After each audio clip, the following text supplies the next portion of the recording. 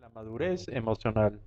Para ello tenemos que hablar primero de la madurez. Ya lo hemos dicho en otros mensajes, la madurez como herramienta psicológica para nosotros en nuestro concepto, que puede resumir muchos conceptos que hay al respecto de la madurez, es la madurez para nosotros realmente un instrumento, una herramienta psicológica con la cual el individuo o el grupo mantiene realmente dos condiciones, mantiene la humildad cuando triunfa, cuando tiene éxito, cuando tiene logros y cuando mantiene la dignidad en los fracasos.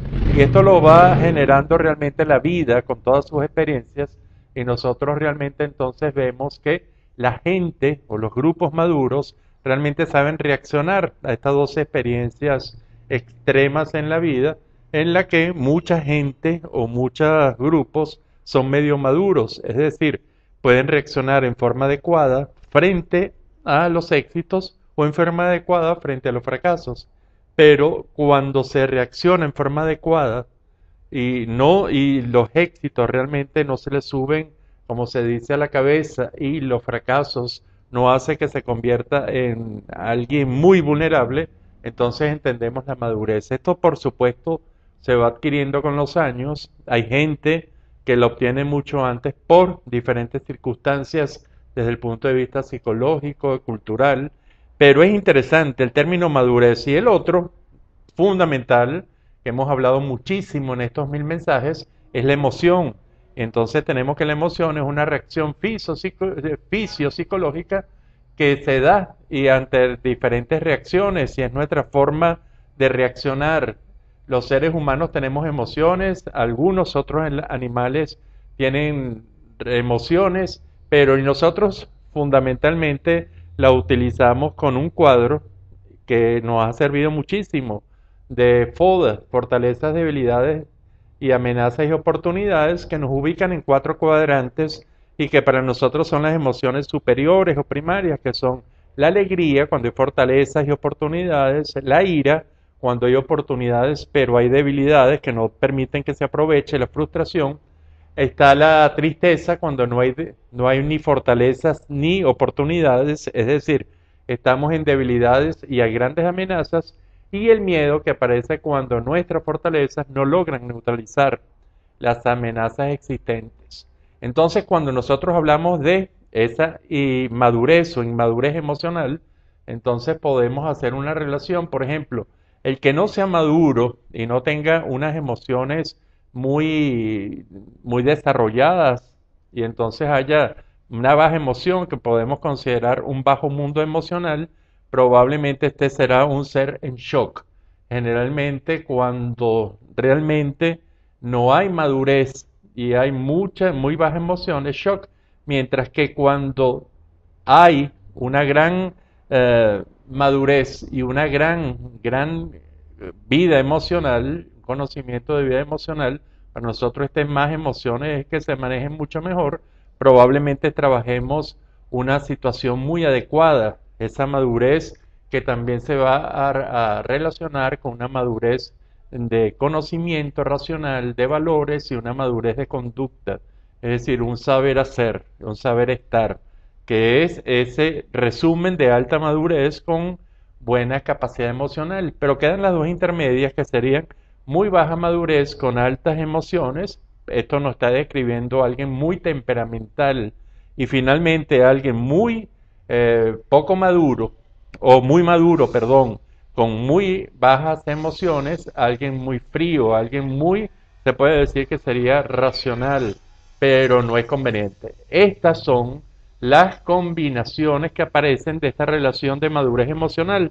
Y yo le pregunto a usted, ¿cómo es su grado de madurez? Eso no lo puede responder sin usted. Aunque la gente le dé algunos referentes, qué maduro eres, qué inmaduro, pero yo le sugiero que tenga un concepto de madurez. Nosotros le proponemos este de saber reaccionar ante los fracasos y los éxitos y que evalúe realmente cómo está esa madurez y evalúe cómo es su vida emocional. Es una vida emocional es usted muy temperamental, es usted una persona que no expresa emociones, es una persona que tiene muy claro y por lo tanto sabe manejarlas muy bien, sabe qué es la educación emocional, reconocer las emociones en sí mismo y en los demás, ver cómo está el clima emocional de un determinado ambiente, positivizar, volver positivas a las emociones, por ejemplo, a la ira hacer la construcción, motivación, a la tristeza hacer la reflexión y no deprimirse, y en el miedo organizarse y no evadir ni quedarse paralizado, y en la alegría celebrar adecuadamente. Entonces nosotros nos hacemos esta pregunta y creeremos que usted se las conteste también porque este es un mundo realmente muy importante, el mundo de la madurez emocional. Hay gente que es inmadura emocionalmente a pesar de tener una gran racionalidad y de ser muy inteligente. Probablemente sí, igualmente que hay gente que puede tener una gran madurez emocional y sin embargo no tener mucha razón y no tener un gran aparato racional, pero hay una madurez emocional que la ha tenido por diferentes circunstancias.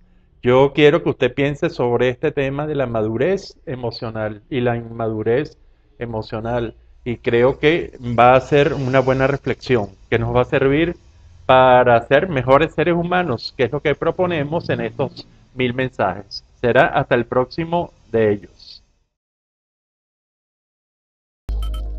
En medicina definimos menopausia como la última regla o menstruación que tiene una mujer durante su periodo fértil.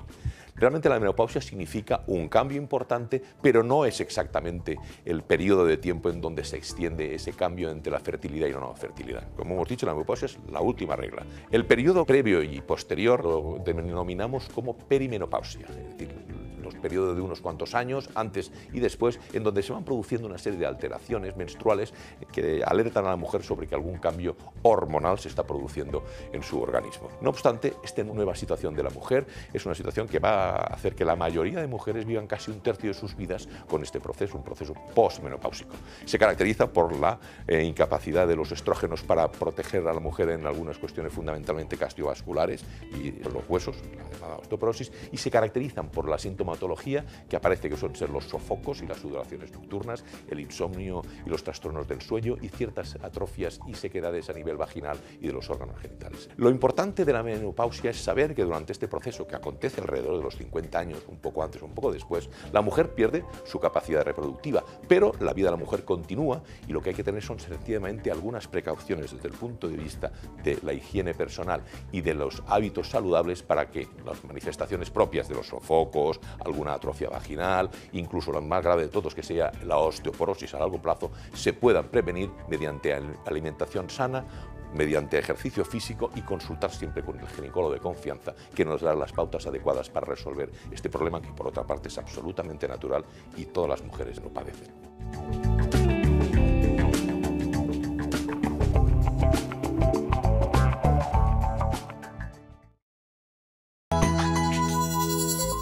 La andropausia es una definición sacada de la menopausia femenina, pero que tiene que ver con la declinación progresiva de andrógenos o específicamente de testosterona en los adultos que envejecen. Y ocurre una declinación parcial y no ocurre un cese de la actividad testicular, pero ocurre una disminución de la actividad testicular que lleva a que los hombres tengan menos testosterona y esa disminución de la testosterona puede afectar su capacidad sexual, pero también su fuerza física, su capacidad de concentración, trastornos del punto de vista osteoporótico en los hombres y algunos otros síntomas inespecíficos de la esfera anímica. Maquillar problemas de fondo. El principal tiene que ver con la comunicación. Cuando comunicamos de forma que no tenemos en cuenta al otro, automáticamente la interpretación de que hace la persona que recibe ese mensaje es de no me tiene en cuenta, no me quiere, me separo. Las terapias de pareja son una solución cada vez más normalizada. Yo creo que todavía hay que dar un salto, un paso más, que es acudir antes. que las parejas se ahorrarían sufrimiento innecesario si acudieran un poquito antes, es decir, no apurar tanto. Los psicólogos insisten en que a menudo la terapia no consigue sanar la relación, pero ayuda a una ruptura menos traumática, sobre todo cuando hay hijos. Hoy en día, más o menos la media está, desde que surge el problema hasta que las parejas se animan a acudir a la consulta, oscila entre los 2 y los 5 años. Eso es, como podrás ver, demasiado tiempo. Hombre, no hay una regla matemática, pero sí desde el momento en el que la pareja siente, o uno de los dos siente que ya hay, digamos, un periodo suficientemente amplio como para haber considerado, oye, pues ya lo hemos intentado, necesitamos la ayuda externa, pues unos meses. Las mujeres son más empáticas y suelen ser las que dan el paso. Sin embargo, los hombres se comprometen enseguida con el tratamiento. La edad tampoco es un hándicap. A las consultas psicológicas acuden parejas de entre 20 y 60 años. En general, el divorcio es muy traumático para los hijos, pero si los cónyuges consideran insoportable no separarse, mantenerse juntos supondría un engaño para todos, una farsa familiar, y probablemente los niños sufrirían mucho más viendo discusiones diarias y una falta de amor o cariño patente que si el divorcio se consumara. Está claro que el divorcio no es bueno y muchas veces, dependiendo de cómo se desarrolle la separación, puede significar un dolor difícil de superar para los hijos. Por este motivo, ante todo, hay que evitar meter a los niños dentro del conflicto y es importante para su estabilidad emocional que los padres sepan diferenciar entre el rol de pareja y el rol de papel madre o padre. ¿Cómo explicar a los niños la separación de un padre? Sería ideal que los hijos fuesen informados sobre la situación de ruptura matrimonial en una forma adecuada según la edad de cada uno, que no se hable mal a los hijos de su padre o madre o que se conceda un tiempo a los hijos para que asimilen y entiendan la nueva realidad.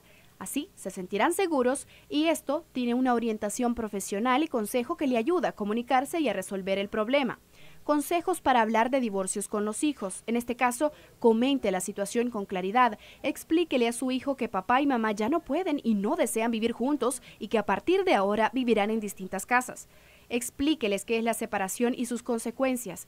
Hable con sus hijos de la realidad de la separación teniendo en cuenta el cuidado de no culpabilizar a nadie. Consolide lazos de amor y cariño, asegure repetidamente a sus hijos que ambos continúan queriéndose igual o más que antes. El padre o la madre, aunque no tengan su custodia, muchas veces podrán verles siempre y cuando haya respeto de por medio. Además, cuide la rutina de sus hijos, manténgala sin cambios a una rutina habitual, el domicilio, el entorno, las relaciones con los amigos, colegios, horarios, entre otros. Evite culpabilizar. Asegure a sus hijos que ellos no tienen ninguna responsabilidad en el divorcio, porque ellos no tienen la culpa. La responsabilidad, en última instancia, y siempre será del papá y de la madre por igual.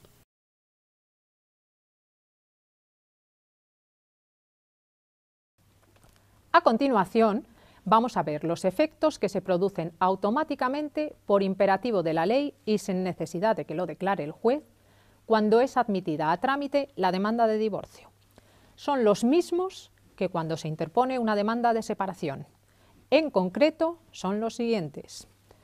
Por una parte, cesa la presunción de convivencia conyugal y los cónyuges pueden vivir separados. Ya no hay deber de vivir juntos. Esto no impide que, por el motivo que sea, normalmente por cuestiones económicas, los cónyuges se vean obligados a permanecer en el mismo domicilio. Además, quedan revocados, es decir, sin efecto con carácter definitivo, los consentimientos y poderes que cualquiera de los cónyuges hubiera otorgado al otro. Ejemplo de estos consentimientos o poderes son los que se hubieran otorgado por un cónyuge para que el otro pudiera disponer a título oneroso o gratuito de bienes gananciales, o para disponer de la vivienda habitual de los muebles de uso ordinario de la familia, o autorizando actuaciones sobre bienes privativos del poder dante. Esta revocación de poderes no afectará a los derechos de terceras personas que no tengan conocimiento de que se ha admitido a trámite la demanda de divorcio. Por eso, es conveniente solicitar la anotación de la demanda en el registro civil. También, salvo que los cónyuges pacten lo contrario, cesa la responsabilidad de los bienes privativos del otro cónyuge por las deudas que contraiga un cónyuge en el ejercicio de la potestad doméstica, es decir, para atender las necesidades ordinarias de la familia. no es que cese la posibilidad de contraer deudas para atender esas necesidades ordinarias de la familia, sino que lo que ya no ocurrirá es que tengan que responder los bienes privativos de uno solo de los cónyuges de las deudas que el otro contraiga para satisfacer tales necesidades. De este abono solo responderán los bienes comunes de ambos y los privativos del que contrae la deuda. Por último, cualquiera de los cónyuges podrá solicitar que se anote la demanda de divorcio en los registros civil, de la propiedad y mercantil. Al realizarse estas anotaciones, afectarán a los terceros que contraten con los cónyuges los efectos que acabamos de exponer.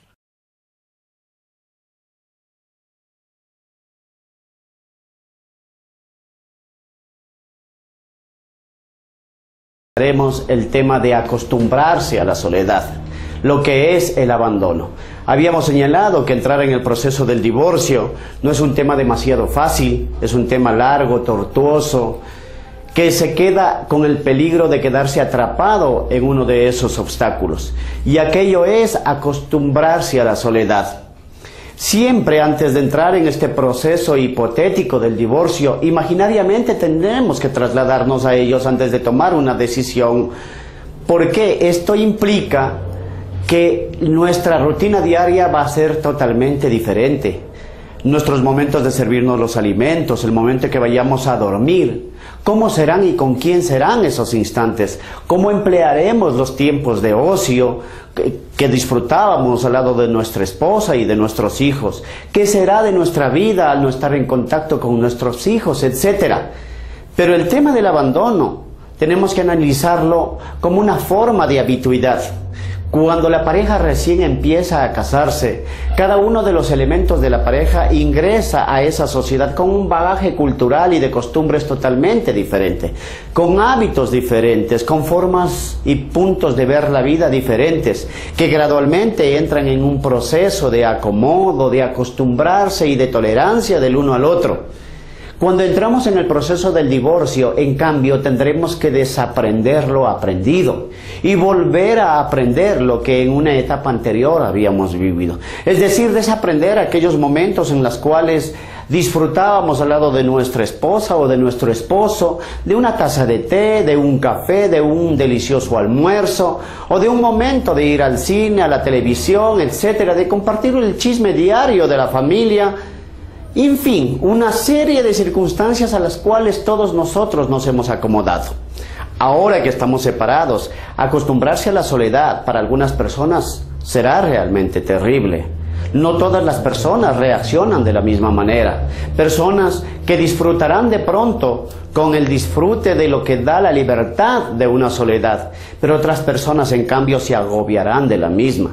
Si usted, amiga y amigo televidente, está dentro del proceso de los divorciados y está en este trance de vivir la soledad, yo lo que le aconsejaría es que viva a plenitud esa soledad, que disfrute de la libertad que ésta le puede dar, proyectándose en nuevas metas, en nuevos objetivos, tanto laborales como sociales, en los aspectos educativos.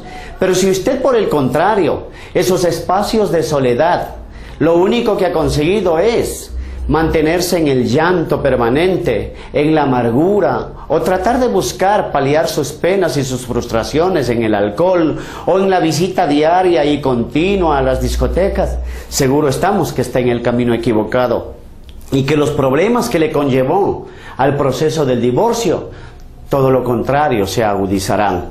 En la etapa de la soledad, nosotros tenemos que tratar de buscar las mejores fortalezas que nos permitan salir adelante.